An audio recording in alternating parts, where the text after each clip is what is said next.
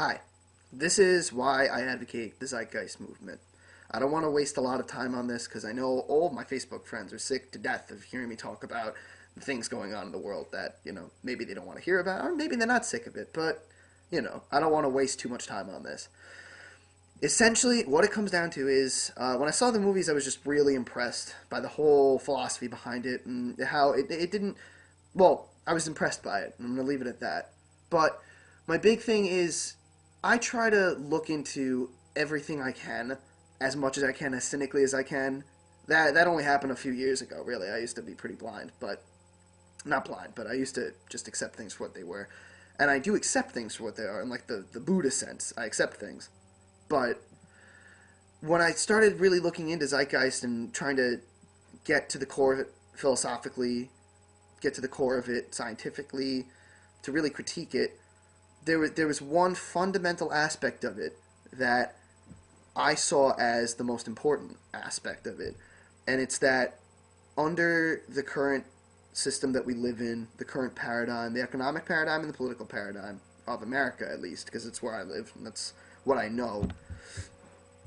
All I know is that Zeitgeist has been the only thing to offer an alternative solution to problems that exist today that the political system can't fix and won't fix because it doesn't feel that it can. I mean, maybe it doesn't have enough money, maybe they're not as informed as you would like to think. Whatever the issue is, science has been able to solve so much of the world's problems, and there's a lot of technology which exists today which could sustain the entire planet. The entire population could feed and clothe and warm and house the entire population. And all it would require is getting rid of money, the political institution, and these artificial notions that we've created over the course of centuries that we've taken to be God's will, that we've taken to be objective. But so far, the only thing that's really been objective, at least in all the years of school I've been in and all the research I've done, is science. Science works to solve problems through research, experimentation, and it's falsifiable, which I think is great, is that it accepts the fact that it could be proven wrong someday, that some scientific research could be proven wrong, and the government and the monetary system never want to be proven wrong. And I think that's the big thing that science has over all of these other methods, and I think that's what Zeitgeist has over all of these methods, is that the application of science to fix the world, I've never heard that before. I've never, ever, ever heard somebody say, you know what would be great, actually, if we voted a scientist into office so that way he would know all of the ways, especially if it was an energy scientist, if he knew all of the ways we could combat the oil crisis, which is a very real crisis, and people just pretend like it isn't happening because they go to school every day, they worry about the bills they have to pay. There are a lot of things happening that politics doesn't solve as effectively as science could. And scientists, scientific research, R&D, aren't given enough money to solve these problems. If money was no longer an incentive, scientists would solve problems just knowing that the problems needed to be solved, and that they exist, and that they're killing people, and that they're harming people, and ruining the potential for a good life. And I've never heard of the political system, the monetary system, of a religious system, anything that's worked at fixing the world that effectively. I've never heard that before, and that's why I support and advocate the Zeitgeist movement.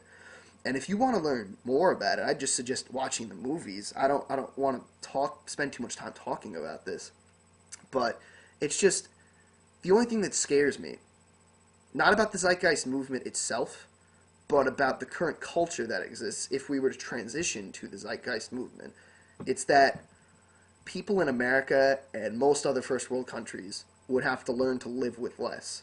And people are not willing to live without their iPods, their cans of Coke, their cigarettes. People aren't willing to do that because it's given to them at a price, and they have to earn the money to meet that price and that sort of thing. But I would gladly live without my high-def TV. I would gladly live without as much food as I actually have, because I guarantee you my refrigerator downstairs, which has a lot of food that I don't eat, could feed a freaking country in Africa. So that to me, I would be willing to live with so much less if it meant the world being protected. And people in America and people in other first world countries don't want to accept that. And that to me is sad. It's sad. And I'm not saying that as an insult to anybody. It's not meant to be an insult. I don't think that people should be attacked for their beliefs. I think that the beliefs should be critiqued. So if you like the current system we live in, that good for you. I mean, you're a human being too, and I accept you. But just I think people need to be educated about Zeitgeist and the potential that it has, because it's not all the way there yet. It's not saying we have our, complete fascist, communist propaganda manifesto, and we're going to take over the world now. No, that's not the whole idea. They want critical mass. They want most, if not all, of the world's people on its side. And once it does transition to that, if it ever does, I'm not saying it will, but I do think if it inevitably we're going to move to a resource-based economy, whether it's Zeitgeist, Project Venus, or something else. We're going to have to move to a resource-based economy. And Zeitgeist, thank you for being the first thing to do it. But eventually we're going to have to move to that.